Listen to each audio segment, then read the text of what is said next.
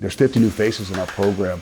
And every single day that you can be around them, you're helping build that relationship. So it never stops. I mean, a culture is not just set. And I don't care if you've been at a place for 15 or 20 years. I mean, it's always continuing to grow. And that's still always going to be a big part of our program, and especially what we got to be able to do.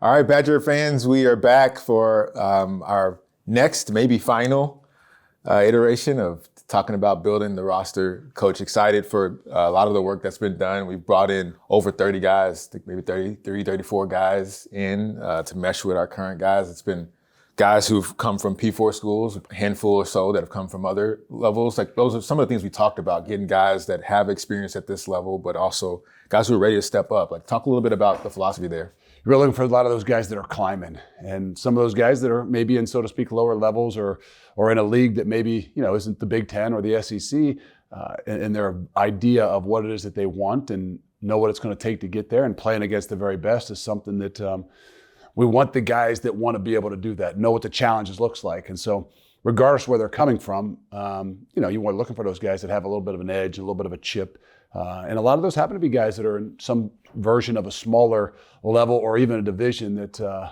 know what it is it's going to take to get to the next level. Yeah, absolutely. We've in having these conversations, guys have been talking about being excited to play in the Big Ten, play at the highest level. And even guys who've been at other P4 schools, they've said, this is where I want to be, this is where I want to play, to show I can play against the best week in, week out. Yeah, everybody's kind of talked a little bit about just bringing up the idea of closing the gap. That has a lot to do with it. How do you continue to close the gap on the things that we need to do? And it's really about an attitude. It's really about, a passion, a little bit of a chip.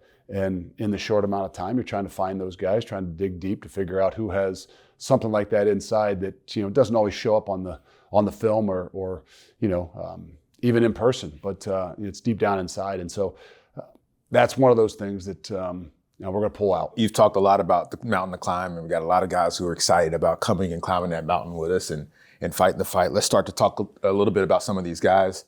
On the defensive line, Perk is back, so excited for him. But we bring in a couple other folks. We talked about Junior last week, but Jake Anderson is coming in, 𝘽𝙪𝘞𝙀𝙀 and Hammond. Hammond from West Virginia played some quality snaps there. 𝘽𝙪𝘀𝙀 at App State, twitchy guy coming in and excited for what he's going to bring. But Jake played in the FCS championship. Yep, yeah, there's a guy that's played 17 games this year. So even as he rolls in, we gotta be smart with him because he's just rolling off of playing in a national championship game, and is a guy that's been battle tested. I don't care at what level. You play 17 games, you get yourself to a national championship game. You're a big core part of that defense that he was on at Illinois State. And so we're excited about getting him in here, and a guy that knows a little bit more because he is from around this area and knows a little bit more about the university, and is really proud to be a part of this. Hammond is a kid that I knew a lot from high school. We recruited him hard, grew up right around where I'm from, so I've known him for a long time. That's another one of those ones that you talk about with the connections in this portal window. And if you're going to know somebody, probably really good that you didn't for the first time get to know him, in this short amount of time process. And he was a guy that known for a while and followed. And so, and Nigel is a guy that, is one of those ones that's probably a little bit different that we didn't know, but was really impressed with what we saw in film. The guy that's got 3 years and has a little bit of that edge and chip that I'm excited to be a part of this. Yeah. What about Perk coming back? Perk's a big piece. I think that was a guy that we're looking for in the program. I mean, these guys that are going into their third year, we recruited them, they're in their third year coming up. I think we really got to figure out, that's where the core of a lot of these things is going to be that we're counting on. The guys that have been in the program, the Haywoods of the world, even the Cubberleys and the Emerson Mandels are going into their third year and they've had some experience.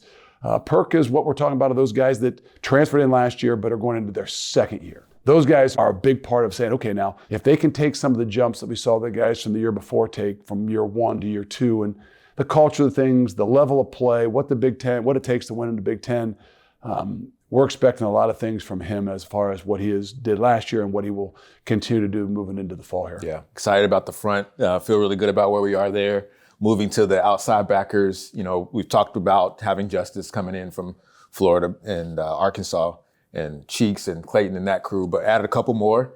Jaden, who we had a relationship with through the recruiting process before, and then Liam coming in, and he's got a lot of attention just based off of what he's done at his previous stop. Yes, and there's Tyrese Fearby. We talked about Michael Gardner, those guys we talked about like Perk, they're going into that second year as a transfer that like, there's a big jump that we need them to take to perform for us. And then obviously the guys walking in here are going to provide some depth, going to provide some, I think some spark and some difference than what we've got. Liam's a guy that we're excited to see what kind of speed he brings to the game. And we know he's got a skill set that is unique. So that gives him an opportunity as he even walks in the door to be able to put something out there that maybe we don't really have some of that speed. When I was sitting with Liam, he was talking about spending time with Matt Young during his visit and how, because he's seen somebody do it, somebody who's come from his level, come to this level. And yeah, there's a learning curve, but that they've been able to find a way to be successful. Yeah, and I hope we learned something from that too, is not to think, the guy's coming from, a smaller division, it's going to take him some time, or,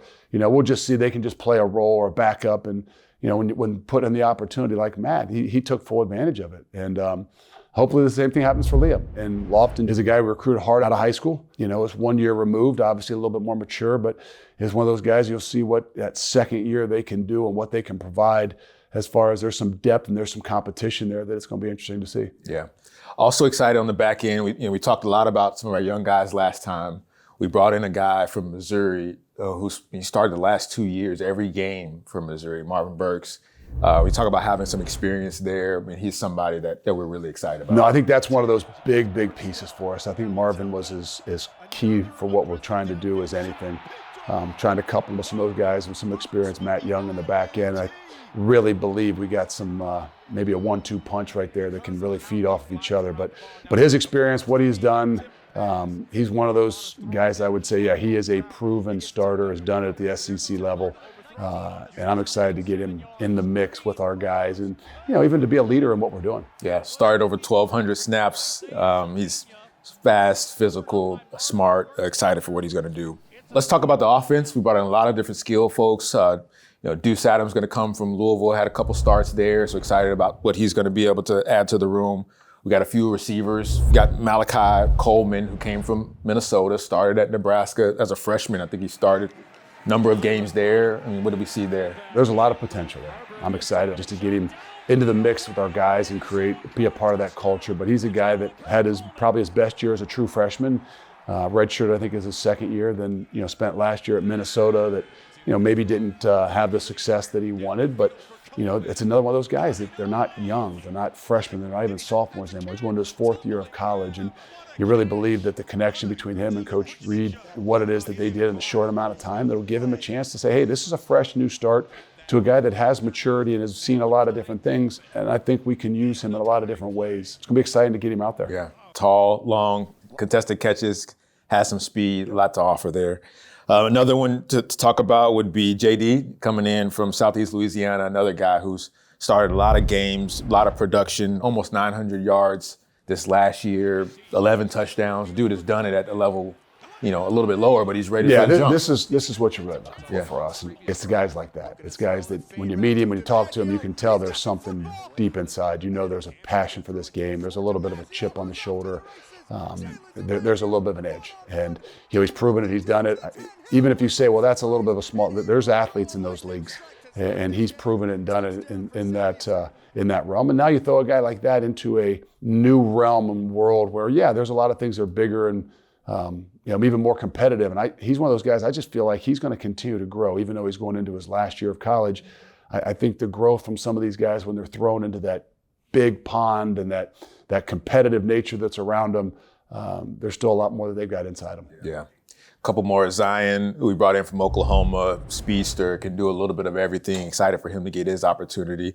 But then also Shamar Rigby, Oklahoma State, previously at West Virginia, can do a little bit of everything. Yeah, another guy with some size and some length. And, I think for what we want to be able to do, I think we need some of those guys that we feel like have some matchup issues that, are going to give us some opportunities, not just to be able to throw the ball down the field, but bigger bodies that people have to, make sure that, hey, you can't just always be one-on-one. And I think the unique thing about that is we mentioned a bunch of names, but the only way you get better is by competition. And you can't wait till Saturday to have your greatest competition. And so the back end of what we've done, what we just talked about Marvin and some of the corners to the wide receivers, when done the right way, when developing and really putting a team together, like you've got to have a competition and competition from within with each room, and then the competition on the other side of the ball. that push you to get better. And I think that's what I'm so excited to even get them in the weight room, get them around each other, really pull out that competitive spirit amongst each other and find a way for us to make each other better. Yeah, it'll be iron sharpening iron. We got Chris Brooks back, so we got Tyrell Henry, Eugene is back in the fold. I mean, that group is going to be really solid and excited what we're going to do. Yeah, and I think there's a lot to be seen from those guys. I think that whether it's a few guys that have had some experience, a few guys that have been here, I think the cream will rise to the top. And I think that's where we know we want to be able to move this football. We know we want to be able to get the ball down the field. We know we've got to be able to open some things up. And in this league, if you can't create and make big plays, you can't score points. Yeah. And I think we're going to have a chance to be able to see what these guys can do. And if they can compete with each other and make each other better, it's going to make us a lot better too. Yeah. A couple other skill guys we brought in the running back room. We talked about Abu last time.